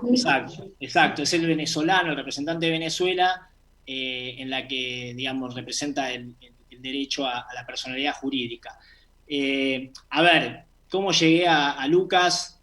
También a través de una serie de activistas de una organización no gubernamental de Venezuela que nada, me hicieron llegar hasta él. Es un diseñador que está una persona muy comprometida, que es además profesor y que trabaja en diseño, y se vio, digamos, convocado por esto y decidió graficar de esta manera el artículo número 6.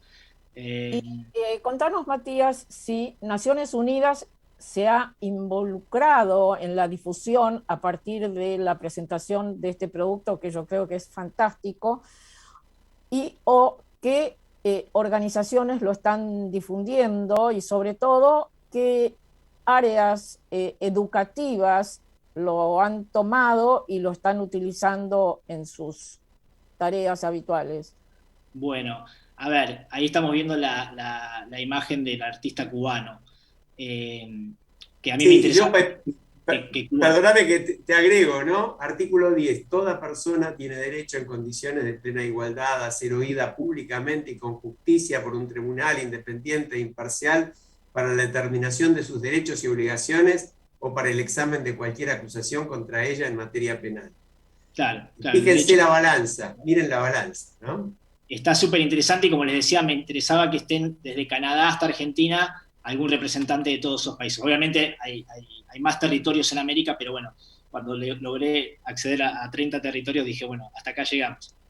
Pero bueno, me interesaba mucho que esté Cuba y que esté América Central y todas las Américas. A ver, Naciones Unidas, yo por supuesto en su momento, digamos, envié todo este material a las diferentes organismos internacionales y agencias de Naciones Unidas que que trabajan esto, y la UNESCO y demás, todavía no se han hecho eco de este trabajo, pero sí, digamos, lo he presentado, por ejemplo, en la Universidad de Valparaíso, lo he presentado en la Defensoría del Pueblo, que es la institución de derechos humanos en Guatemala. Hemos hecho una actividad junto con el ombudsman de ese país. La hemos presentado en el ámbito de una organización LGBTIQ de Honduras, una organización muy de base. La hemos presentado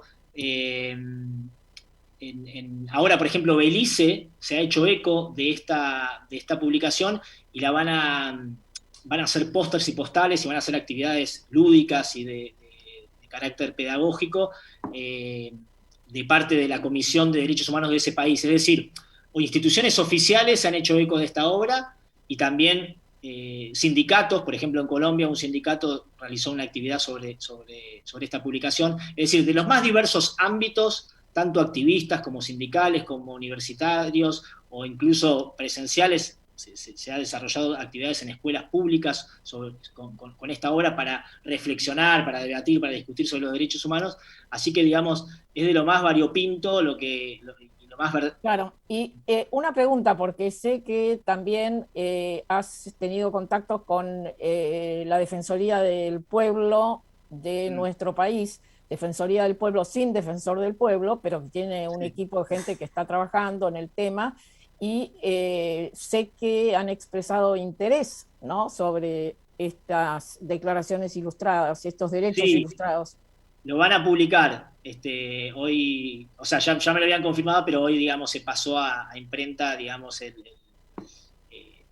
las imágenes en la calidad necesaria para que pueda ser impreso. Se van a hacer, en principio, 1000 ediciones, 1000 ejemplares.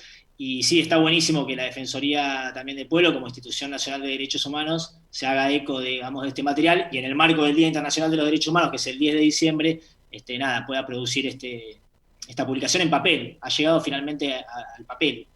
Pero en otros lugares, por ejemplo, en Chile, ahora yo estoy en contacto con el municipio de Valparaíso, y van a hacer una serie de exhibiciones, también lo van a imprimir y lo van a exhibir dentro, digamos, de lo que es el municipio, la intendencia, y se va a poder visitar y se va a poder, digamos, circular a través de estas imágenes.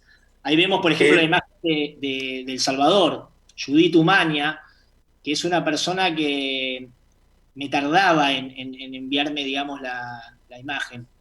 Más que tardaba en enviarme la imagen, tardaba en elegir el derecho que quería ilustrar, porque se lo pensó muchísimo.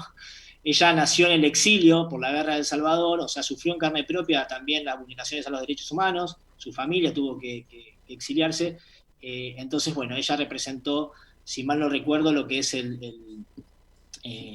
derecho a la libertad de pensamiento, el artículo 18.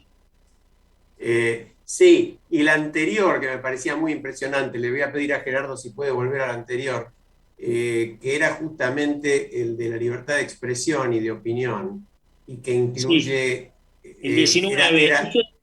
Es increíble porque saben que accedí al ilustrador, ahora lo vamos a ver en pantalla, a través, digamos, también de una activista, una persona muy comprometida que conocí en un curso de derechos humanos en Estados Unidos, y este es el de Chile, este es el artículo, el derecho a la protesta, a la movilización.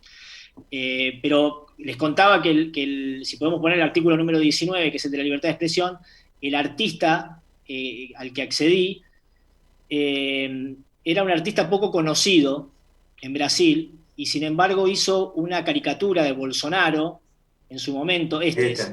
Hizo una caricatura de Bolsonaro, no sé si con una esvástica o con algo así, digamos, era algo muy fuerte, ¿no?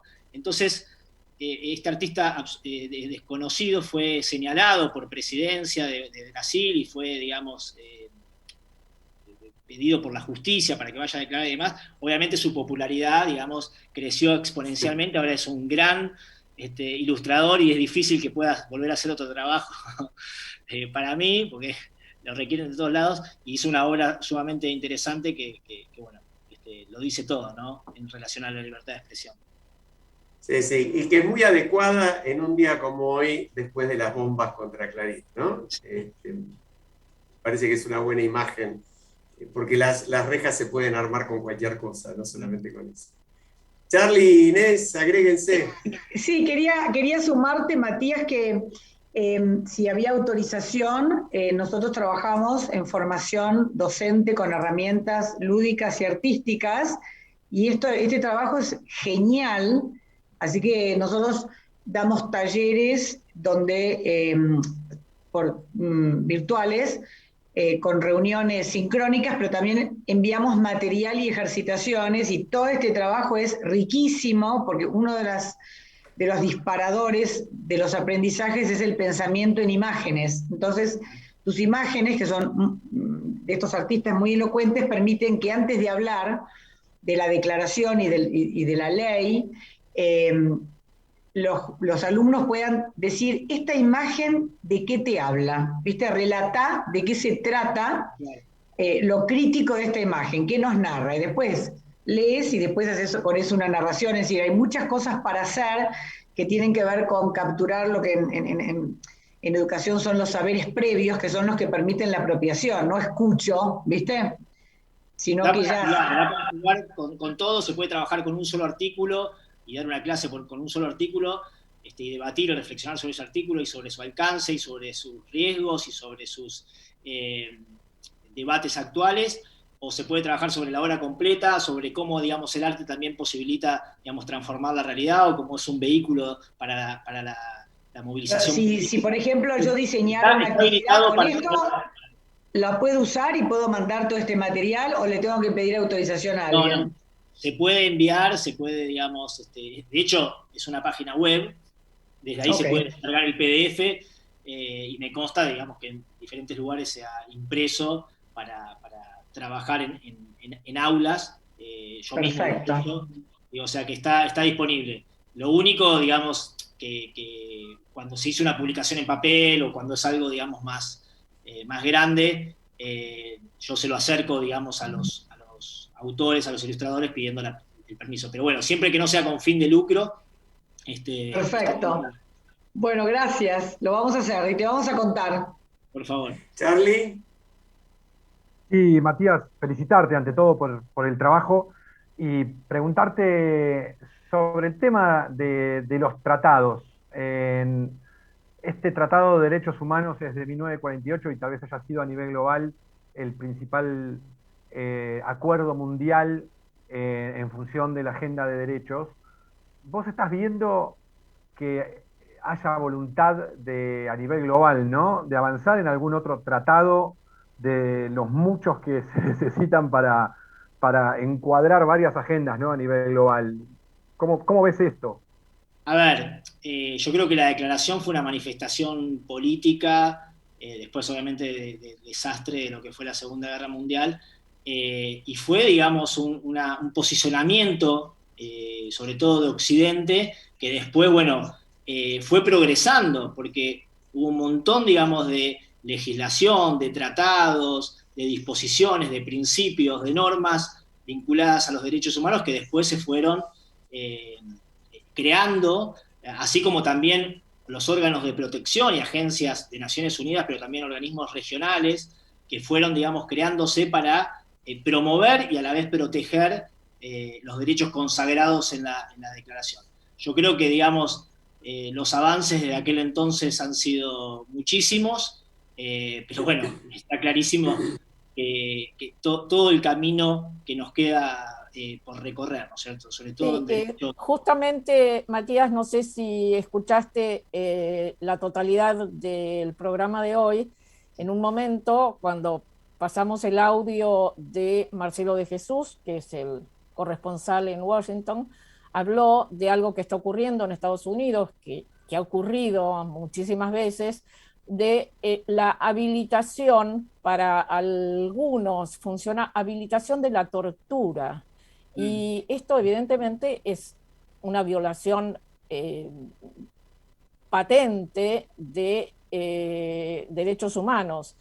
¿Qué puedes decirnos del avance de los artículos en relación a esto que nos asombró y que escuchamos hoy de la habilitación de la tortura en Estados Unidos para que, pudiera conseguirse un resultado a nivel judicial. Bueno, creo que ha habido un avance significativo en esa materia, en el sentido de que hay una convención contra la tortura y otros tratos inhumanos, crueles y degradantes. Hay un relator especial de Naciones Unidas, que en este caso es suizo, pero ha sido, digamos, argentino. En su caso, en su momento, digamos, fue Juan Méndez. Creo que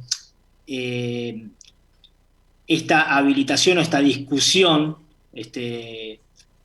por supuesto que no contribuye, digamos, a la promoción y a la realización del artículo 5, que es la prohibición en toda circunstancia de la tortura, que por cierto, quien ilustró el artículo número 5 en esta declaración ilustrada, la padeció, es el artista, digamos,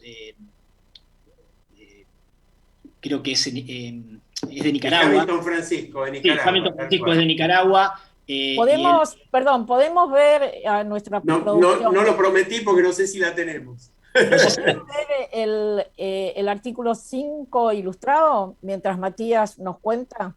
No, bueno, Hamilton, al que accedí también a través de una activista, en una movilización, digamos, con amigos, por el deterioro de las condiciones de vida, por la represión policial, por la situación, digamos, de degradación del país, salió a manifestarse pacíficamente, fue detenido junto con algunos amigos y padeció, siendo muy joven, no tiene 25 años creo, padeció prisión y todo tipo de tormentos, y él grafica, digamos, en la ilustración y eligió adrede, digamos, este artículo para mostrar toda la crudeza y la sinrazón, digamos, de la tortura. Pero bueno, es un tema, digamos, de absoluta vigencia, en el que hay que, digamos, plantarse con gran convicción contra, digamos, la tortura. Hay legislación nacional, internacional, muy contundente al respecto. Hay órganos internacionales que, digamos, la juzgan, y bueno, no estamos exentos de que se produzcan hechos de tortura y de maltrato, digamos, los hechos de violencia institucional los vivimos diariamente, digo, por el reciente caso, digamos, de Lucas González, o por cualquier otro que se puede manifestar, tanto en ámbitos, digamos, callejeros como en contexto de encierro, ¿no? Lo que es muy común. Matías, si vos tuvieras que última, comenzar, Mercedes. sí, Última. No sé, como en el caso de Inés, ¿no? De dar una clase a docentes o en cualquier instancia, ¿por cuál derecho comenzarías? Uy, qué pregunta. En realidad, me gustaría... Yo empezaría, digamos, poniendo todas las imágenes y preguntándoles cuál es la que más les llama la atención y por qué, y empezando a debatir desde ese lugar. No tanto, digamos, desde un lugar del saber y dando la clase, este es el derecho, digamos, que habilita la declaración, como puede ser el artículo 1, ¿no? Todos somos, todos nacemos libres e iguales, sino que me gustaría, digamos, que sea un ida y vuelta y desde un lugar desde el adentro, ¿no? Que se pueda discutir sobre la esencia, digamos, de esta declaración, sobre los desafíos que supone, sobre el alcance y sobre cómo hacemos para que esto se convierta en una realidad, porque en definitiva, si esto, digamos, no se vulnera, la realidad sería mucho más positiva. Aquí está el artículo del que me refería anteriormente, el artículo 5. Tremenda la imagen. Ahí está, en esa foto, como decía, las técnicas son diversas. Esto es una foto, y ahí aparece Hamilton, es uno de los que está ahí retratado, junto con algunos amigos con los que compartió prisión y sufrió, digamos, todo tipo de tormentos y de vejaciones. Matías Garrido, sociólogo, director de esta magnífica Declaración Ilustrada Universal de los Derechos Humanos, te agradecemos muchísimo, nos estamos yendo como siempre a la disparada, como siempre sin tema, sin tiempo para el tema musical, que además en este caso era un homenaje a un gran artista argentino que acaba de cumplir 70 años, hablamos de León Gieco, y justamente habíamos elegido una versión extraordinaria de la memoria, eso que guarda todo, el sueño de la vida y de la historia. Vamos a escuchar, aunque sea un minutito, nos vamos con León y con todos los artistas argentinos que cantan esta maravillosa versión. Hasta la semana próxima, un abrazo. Gracias Matías. Los viejos amores que no están, la ilusión de los que perdieron, todas las promesas que se van y los que en cualquier guerra se cayeron. Todo está guardado en la memoria, sueño de la vida y de la historia. El engaño y la complicidad de los genocidas que están sueltos, el indulto y el punto final a las bestias de aquel infierno. Todo está guardado en la memoria, sueño de la vida y de la historia. La memoria despierta para herir a los pueblos dormidos que no la dejan vivir, libre como el viento. Los desaparecidos que se buscan